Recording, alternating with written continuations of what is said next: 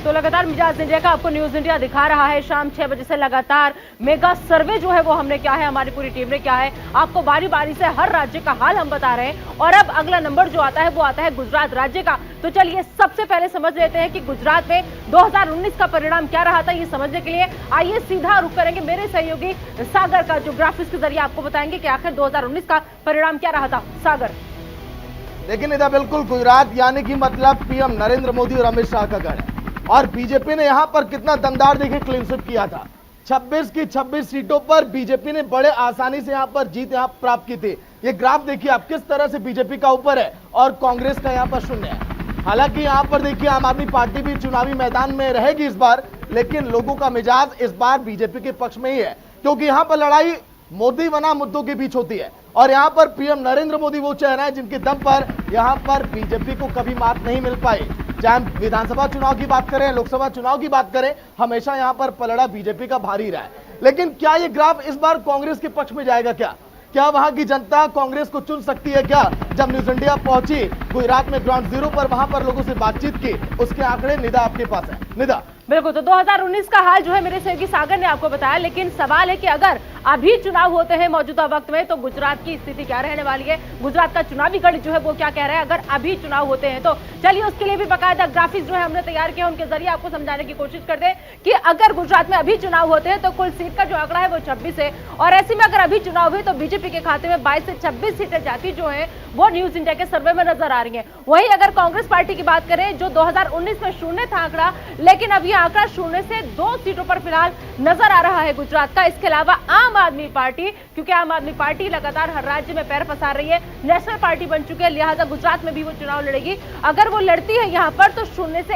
1 seat जो है वो आम आदमी पार्टी के खाते में भी जाती हुई नजर आ रही है। तो यह है गुजरात में अगर अभी चुनाव है तो 26 सीटों में कौन सी सीटें किसके खाते में जाएंगी। अगला राज्य आता है महाराष्ट्र। महाराष्ट्र का भी हाल समझने के लिए सबसे पहले सागर का रुख करेंगे। सागर आपको बताएंगे कि महाराष्ट्र में 2019 में क्या रहा था परिणाम। सागर।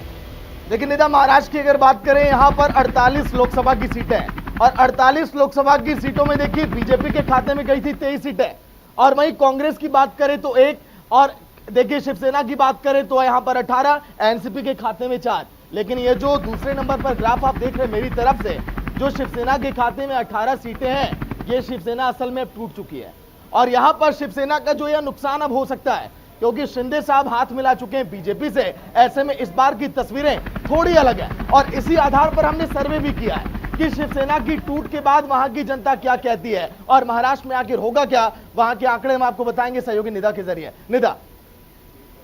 बिल्कुल, तो 2019 का परिणाम महाराष्ट्र में क्या रहा था ये मेरे सहयोगी सागर ने आपको बताया। लेकिन सवाल यह है कि अगर महाराष्ट्र में मौजूदा वक्त में अभी चुनाव हुए और सभी पार्टियां अलग अलग लड़ी तो वो परिणाम क्या होगा। इसके लिए भी हमने ग्राफिक्स तैयार किए, उनके जरिए आपको हम पूरी समझाने की कोशिश करते हैं कि अगर महाराष्ट्र में अभी चुनाव होते हैं तो नतीजे जो है वो क्या आएंगे। तो कुल सीटें 48 है, बीजेपी 20 से 22 सीटें ले जाएगी अगर अभी चुनाव होते थे। और वही आईएनसी 1 से 3, एनसीपी का आंकड़ा जो है वो 4 से 6 है। वही शिवसेना, अगर उद्धव ठाकरे गुट की बात करें तो 15 से 17, वही शिवसेना अगर हम शिंदे की बात करें तो वो 48 उस पर नजर आ रही है। लेकिन अगर महागठबंधन में महाराष्ट्र में ये 7 आ जाते हैं तो वो भी नतीजे आप समझ लीजिए कि बीजेपी प्लस 22 से 24 सीटें, महागठबंधन अगर हो जाता है तो 24 से 26 सीटें, कुल सीट की संख्या जो है वो 48 है। तो महाराष्ट्र में अगर अभी चुनाव हुए, महागठबंधन हुआ, सब लोग साथ मिलकर के आ गए तो क्या स्थिति रहेगी नतीजों की, वो आपको हम समझा रहे हैं। यहाँ पर बीजेपी 22 से 24 पर सिमटेगी, महागठबंधन के खाते में 48 सीटों में से 24 में से 26 सीटें जो है वो जाती हुई फिलहाल नजर आ रही हैं यहाँ पर। अब इसी से जुड़े कुछ सवाल हैं जिनका सर्वे हमने किया है, उन सवालों के जवाब से भी जनता के मूड को समझना बेहद जरूरी है। उसके लिए रुख करते हैं सागर का। देखिए निदा, जिस बात का हमने जिक्र किया था उसी से जुड़े सवाल भी अब सामने आ खड़े हैं कि क्या शिवसेना की टूट से यहां पर समीकरण यहां पर बिगड़ेंगे क्या। क्योंकि 86% लोग यहां पर कह रहे हैं कि हाँ, यहां पर समीकरण थोड़े बिगड़ेंगे और यहां पर बीजेपी के पक्ष में जो है माहौल बन सकता है। हालांकि 14% लोग इससे इत्तेफाक नहीं भी रखते हैं। लेकिन जैसा कि जिक्र अभी मैंने पहले किया कि उद्धव ठाकरे को महाराष्ट्र में बड़ा नुकसान हो सकता है लोकसभा के चुनाव में, वहां की आवाम और जनता ने भी हमसे सर्वे के दौरान जिक्र किया था जब हम पहुंचे थे ग्राउंड जीरो पर। ऐसे में आने वाले समय में लोकसभा के चुनाव में ये अगर वाकई में जो ग्राफ आप देख रहे हैं इसी तरह से वहां पर हालात बन गए तो शायद फायदा हो सकता है बीजेपी को, जो कि अब शिंदे से क्योंकि इस समय हाथ मिला चुके हैं, जो कि शिवसेना की टूट के बाद। निदा। बिल्कुल, तो शिवसेना में टूट जो है वो क्या चुनावी समीकरण बिगाड़ेगी महाराष्ट्र का? 86% लोग जो है वो मानते हैं कि हाँ बिगड़ेगा। शिवसेना में टूट का असर जो है वो आने वाले चुनावों पर पड़ेगा। और ज्यादा बातचीत के लिए आगे सीधा रुख करते हैं न्यूज रूम का, जहां से मेरे सहयोगी अभिषेक हमारे साथ मौजूद है और अभिषेक के साथ कुछ मेहमान भी मौजूद है। अभिषेक, ओवर टू यू। बिल्कुल, देखिए निदा, महाराष्ट्र जो है वहां की स्थिति जो है बेहद दिलचस्प है और महाराष्ट्र के बारे में सवाल भी मैं सबसे पहले बृजमोहन जी आपसे लेना चाहूंगा, क्योंकि एनसीपी का रोल वहां जो है वो बेहद अहम हो जाता है। लेकिन महाराष्ट्र में स्थिति यह है कि अगर सभी पार्टियां अलग अलग चुनाव लड़ती हैं तो नुकसान सभी पार्टियों को, फायदा बीजेपी को ही दिखता है। देखिए कि महाराष्ट्र में स्थिति बहुत साफ है। महाविकास आघाड़ी के हमारे तीनों घटक, राष्ट्रवादी कांग्रेस पार्टी, कांग्रेस और शिवसेना, तीनों एकजुट होकर चुनाव लड़ेंगे। और अभी जो हम लोगों ने वहाँ पे रैलियाँ की हैं, जिस प्रकार से हमारे लोग वहाँ पे जनसंपर्क कर रहे हैं, उसका परिणाम ये हुआ कि एक एक रैली में 4 से 5 लाख लोगों की उपस्थिति हो रही है।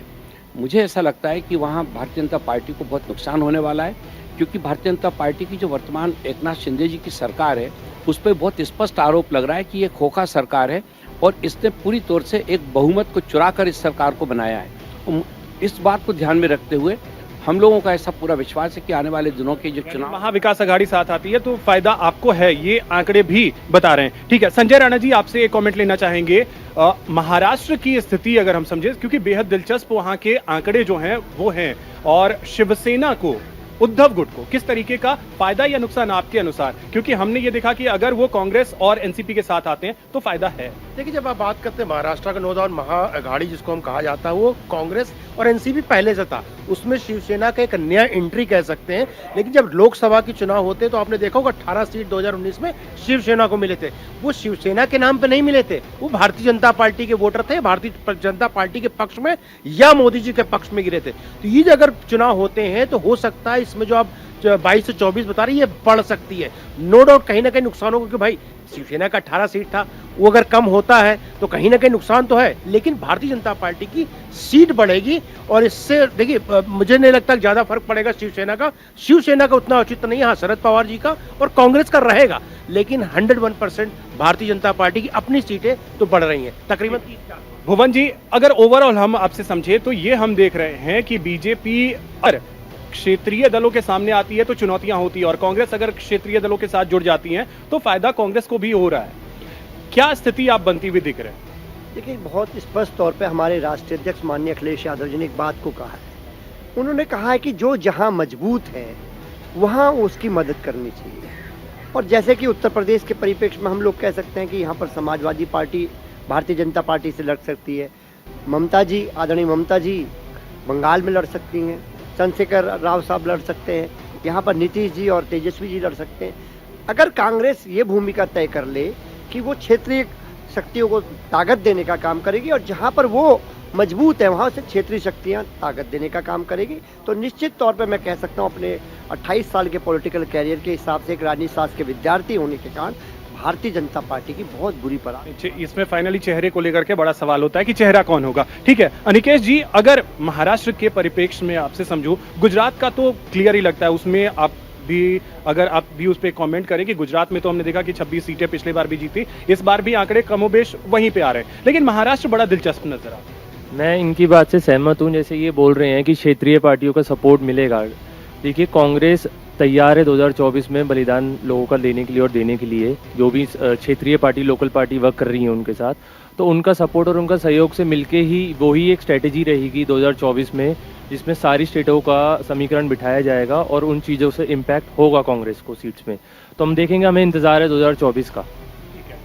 तो देखा आपने कि किस तरीके से महाराष्ट्र और गुजरात की स्थिति हमने दिखाई। आगे की स्थिति के लिए चलते हैं वापस निदा के पास। निदा, बिल्कुल, मेरे साथ भी यहाँ पर दो मेहमान मौजूद हैं, उनका रुख कर लेते हैं। बीजेपी की तरफ से खेमचंद शर्मा जी हैं, कांग्रेस की तरफ से अजय जी यहाँ पर मौजूद हैं। सबसे पहले हम कांग्रेस पार्टी का ही रुख जान लेते हैं। देखिए, आपने देखा कि किस तरीके से हमने महाराष्ट्र का पूरा 2019 का नतीजा दिखाया और साथ ही साथ अब मौजूदा वक्त में जो स्थिति है उसमें चुनाव होते हैं, तो ये भी अपने सर्वे में बताया। अजय जी, कांग्रेस फिलहाल शिवसेना की जो फूट हुई, जो टूट हुई, वो हमने सबने देखा कि अपने आप को अभी कहाँ देख रही है फिलहाल? देखिए किस तरह से वहां आपने देखा कि मराठी मानुस बाटी और महाराष्ट्र को अपमानित करने का काम देश के राजाओं ने और देश के तमाशा राजा साहब ने कराया। वहां किस तरह से देखा, उद्धव ठाकरे, बाला साहब ठाकरे ने जो नींव रखी थी, जो उनकी शिवसेना की थी, लेकिन उसको किस तरह से ईडी सीबीआई का सहारा लेके क्या क्या चली है, तो उनकी अपनी क्रोनोलॉजी और रणनीति रहती है। It is the part of the operation lotus. लेकिन जो जनता है उसका ये अनुमान है, उसकी ये डिमांड है, उसकी ये मांग है कि चुरा के सत्ता लेने वाले अरुणाचल में, कर्नाटक में, उसका जवाब कर्नाटक में दे दिया, अब मध्य प्रदेश में मिलेगा, राजस्थान में भी किस तरह से किया जा रहा था आपने देखा कि हरियाणा में ले गए और एक मंत्री कैबिनेट उसमें इन्वॉल्व थे।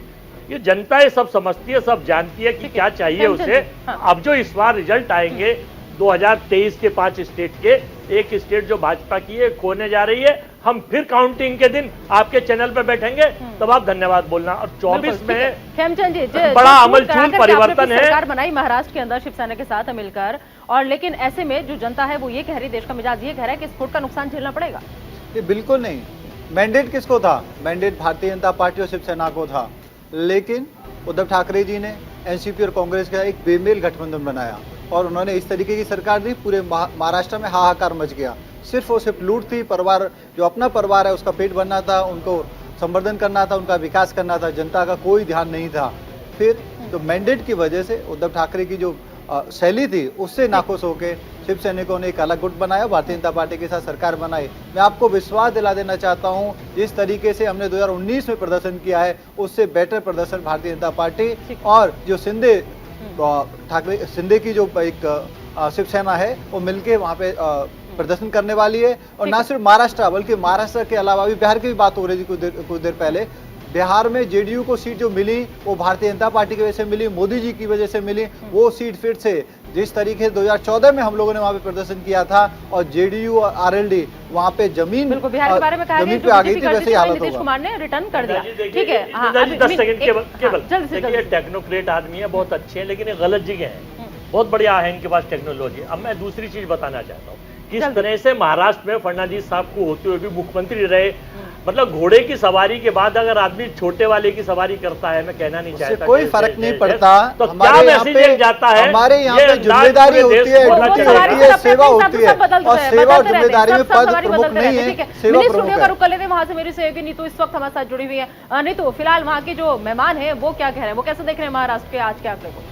देखिए, महाराष्ट्र का तो अभिषेक ने भी जिक्र किया और आपने भी मेहमानों के साथ जिक्र किया, लेकिन यहाँ पर लाजमी ये हो जाता है निदा कि गुजरात भी समझ लेते हैं, क्योंकि अगर 2019 के परिणाम को हम देखें लोकसभा चुनाव का, तो बीजेपी ने सभी पार्टियों यानी कि कांग्रेस की बात करें तो सुपड़ा साफ कर दिया था 26 सीटों पर। और अब जो अगर इस तरह के समीकरण बनते हैं, क्योंकि देखिए अब आम आदमी पार्टी की भी एंट्री हो गई है, कांग्रेस भी कई राज्यों में चुनाव उसने जीता और परफॉर्मेंस अच्छा हुआ। प्रेम जी, मैं आपसे सवाल गुजरात को लेकर करूंगी। अब आप बीजेपी को किस तरह से देखते हैं गुजरात में लोकसभा चुनाव 2024 को लेकर, और आम आदमी पार्टी और कांग्रेस दोनों को अगर देखा जाए वहां पर, तो बीजेपी के लिए किस तरह का मुकाबला हो सकता है? देखिए, गुजरात बीजेपी का बहुत मजबूत किला है और विधानसभा चुनाव में आम आदमी पार्टी की एंट्री हुई और उससे कांग्रेस की हालत और ख़राब हुई गुजरात में।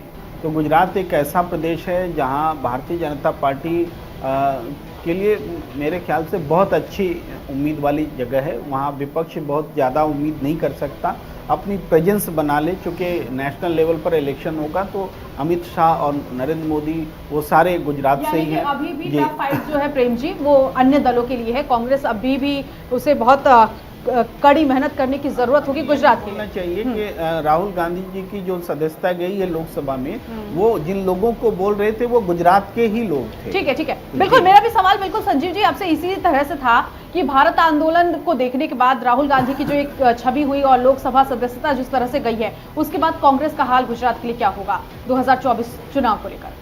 राहुल गांधी की बात करें तो लगातार राहुल गांधी दिन प्रतिदिन निखरते चले जा रहे हैं और राजनीतिक समझ के साथ साथ वो एक संवाद जो स्थापित करने की कोशिश कर रहे हैं। देश के अलग अलग कोने से उनके लिए प्रतिक्रियाएं आ रही हैं और जो वो कोशिश कर रहे हैं उसमें लगातार सफलता मिल रही है। वो किसी स्टेट की बात या कोई यदि वो यात्रा करते हैं तो वो इलेक्शन को ध्यान में रखकर यात्रा उन्होंने नहीं की थी, उन्होंने पूरे हिंदुस्तान को जोड़ने की बात की थी और उस तरह से वो यात्रा कर रहे थे। ठीक है। इसी क्रम में यदि उसका फायदा उनको मिलता हुआ दिखाई दे रहा है तो निश्चित तौर पे एक राजनेता के लिए ये बहुत बड़ी ताकत है। ठीक है, चलिए, ये तो हमने गुजरात और महाराष्ट्र के बारे में समझ लिया। निदा, अब बाकी कौन सा राज्य है, क्या परिणाम आप 2019 का बताने वाली हैं? इसके साथ ही साथ अगर अभी चुनाव होते हैं तो उन राज्यों का हाल क्या होगा? बिल्कुल, अगला जो राज्य है वो है हरियाणा, क्योंकि हरियाणा के समीकरण भी समझने बेहद जरूरी है।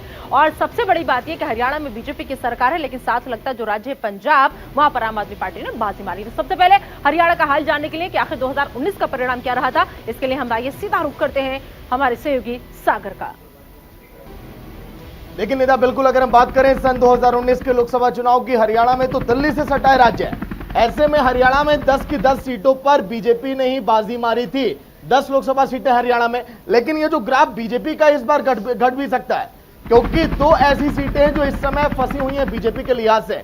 50 ऐसी सीटें पूरे देश भर में जहां पर बीजेपी सर्वे करवा रही है। 2 दिन पहले अमित शाह भी सिरसा पहुंचे हैं, क्योंकि हरियाणा में 2 ऐसी सीटें जहां पर यह कहा जा रहा है बीजेपी के लिए चुनौती खड़ी हो सकती है। और ये जो ग्राफ है कांग्रेस का बढ़ सकता है अगर बीजेपी को यहां पर नुकसान हुआ तो। लेकिन अभी अगर चुनाव हुए तो वहां पर क्या होगा?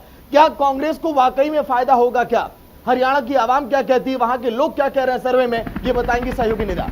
बिल्कुल सागर, तो 2019 का परिणाम मेरे सहयोगी सागर ने आपको बताया। लेकिन अभी अगर मौजूदा वक्त में चुनाव होते हैं तो जो हरियाणा के 10 सीटें हैं, कुल सीटें हैं, उनमें से किसके खाते में कितनी सीटें जाएंगी, आइए जल्दी से ग्राफिक्स के जरिए आपको समझा देते हैं। हरियाणा में अगर अभी चुनाव है तो 10 सीटों में से बीजेपी के खाते में 5 से 7 जाती हुई नजर आ रही है, और आईएनसी 2 से 3, वहीं जेजेपी 0 से 1, आईएनएलडी 1 से 2। मतलब वो बीजेपी जो 2019 में, जैसे सागर ने बताया, पूरी की पूरी 10 सीट पर काबिज थी, लेकिन अब वो घट करके 5 से 7 पर सिमटती हुई नजर आ रही है। वहीं कांग्रेस पार्टी जिसका खाता भी नहीं खुला था, वो 2 से 3 सीटें फिलहाल अपने खाते में लेती हुई नजर आ रही है। जेजेपी 0 से 1, आईएनएलडी 1 से 2। तो हरियाणा में अगर अभी चुनाव होते हैं इन 10 सीटों पर, तो बीजेपी की जो सीटें हैं 2019 से वो घटती हुई नजर आ रही हैं। वहीं कांग्रेस पार्टी जिसका खाता भी नहीं खुला था, वो 2 से 3 पार्टी फिलहाल हमारे सर्वे में लेती हुई नजर आ रही है। इसके अलावा जेजेपी 0 से 1, आईएनएलडी 1 से 2। तो हरियाणा में अगर अभी चुनाव होते हैं तो मौजूदा स्थिति जो है वो हरियाणा की ये है आपके सामने, आपकी टीवी स्क्रीन पर।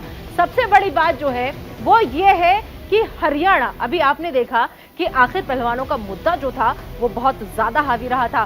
क्या पहलवानों का जो प्रदर्शन है वो बीजेपी का खेल बिगाड़ेगा? इस सवाल का जवाब जानने के लिए आइए रुक करते हैं एक बार फिर से मेरे सहयोगी सागर का। सागर, लेकिन निदा, बिल्कुल हरियाणा की अगर बात करें तो वहां पर खा पंचायत भी हो रही है लगातार।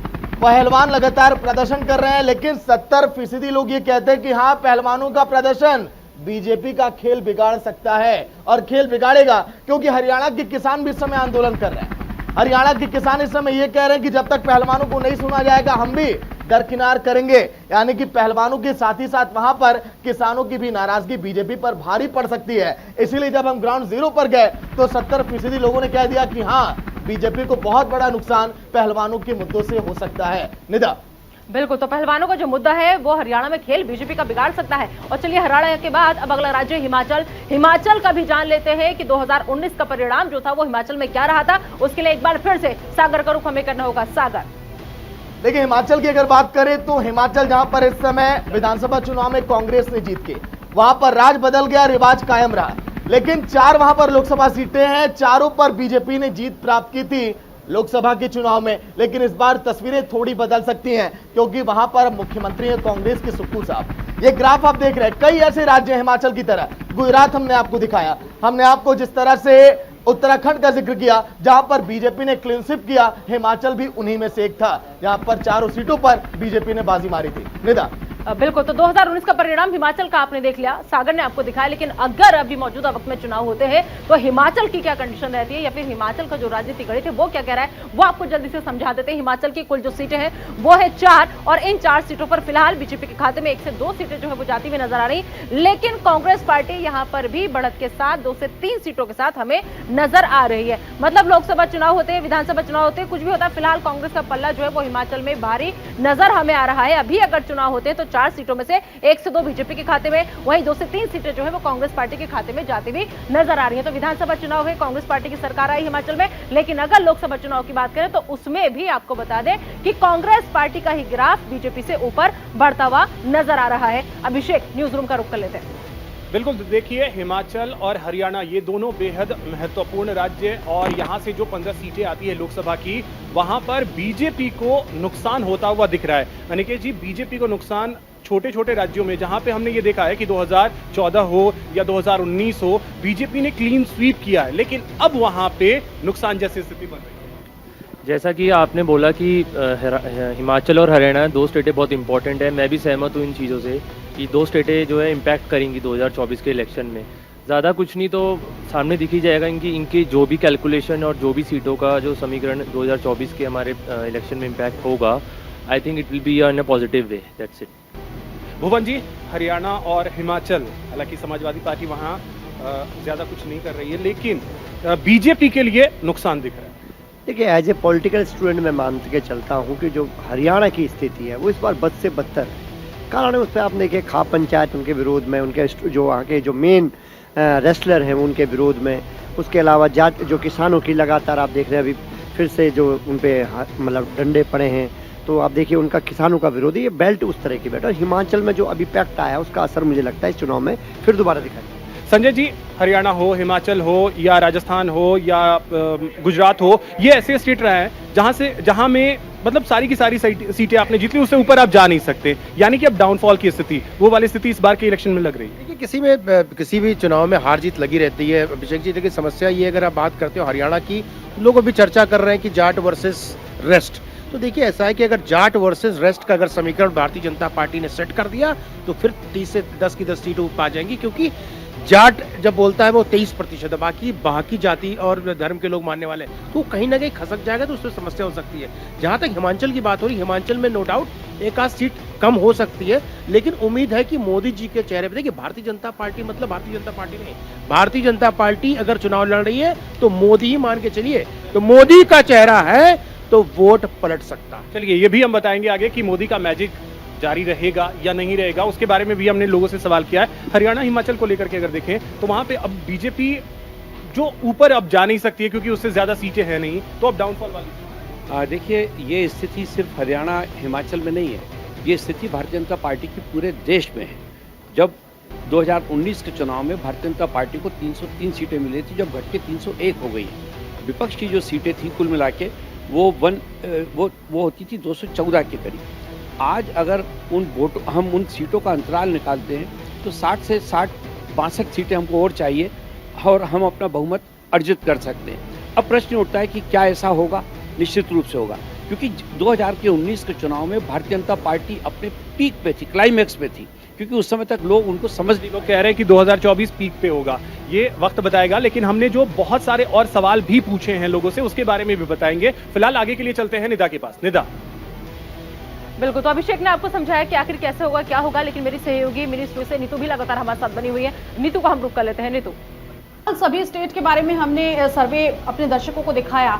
छोटा कमेंट जो है वो मैं प्रेम जी और संजीव जी से लेना चाहूंगी। लोकसभा चुनाव 2024 का लोकसभा चुनाव, बीजेपी पिछली चुनाव में 303 सीटें, संजीव जी इस बार कितनी सीटें? लेकिन निश्चित तौर पे बीजेपी का ग्राफ नीचे जाता हुआ दिखाई दे रहा है। विपक्षी पार्टियां यदि एकजुट होकर एक प्लेटफॉर्म पे आके अपने एक कॉमन मिनिमम साझा प्रोग्राम बनाते हुए यदि वो एक तरह से लड़ती है तो निश्चित तौर पे भारतीय जनता पार्टी इस बार अपदस्थ होती हुई मुझे दिखाई दे रही है। हाँ, प्रेम जी आपको क्या लगता है, पहले 303 सीटें, इस बार बीजेपी कितनी सीटें ला सकती है? देखिए, आज जो सर्वे आपने दिखाया है उस सर्वे में एक बात साफ है कि कोई भी एक स्टेट ऐसा नहीं मिला जहां बीजेपी की एक भी सीट पहले से बेहतर या बढ़ती हुई दिखी। तो ये इसको देखते हुए और हम लोगों ने जोड़ रखा है जितनी सीटें घट रही हैं तो उस हिसाब से बीजेपी को आज के सर्वे के हिसाब से 225-230 से ज्यादा सीटें मिलती नहीं दिख रही। ठीक है निदा, क्योंकि देखिए इस बार का जो 2024 का चुनाव होगा उसमें मेरे जो दोनों एक्सपर्ट थे उन्होंने यही राय दी है कि पिछला जो चुनाव रहा उसमें जो सीटें रही है बीजेपी की 303 सीटें, हो सकता है कि इस बार वो सीटें ना आ पाए, उससे कम भी हो सकती है, क्योंकि बाकी जो पार्टियां हैं इस बार विधानसभा की चुनाव की बात की जाए तो अच्छा परफॉर्मेंस करती हुई नजर आई। निदा, बिल्कुल, तो नीतू मीनू स्टूडियो से हमारे साथ जुड़ी हुई है, सागर लगातार मौजूद है, मेरे सहयोगी अभिषेक लगातार मौजूद है, मेहमान का बड़ा पैनल हमारे साथ मौजूद है और हम समझने की कोशिश करें कि आखिर मिजाज इंडिया का है क्या। लेकिन एक छोटा सा ब्रेक, बने रहिए न्यूज़ इंडिया के साथ।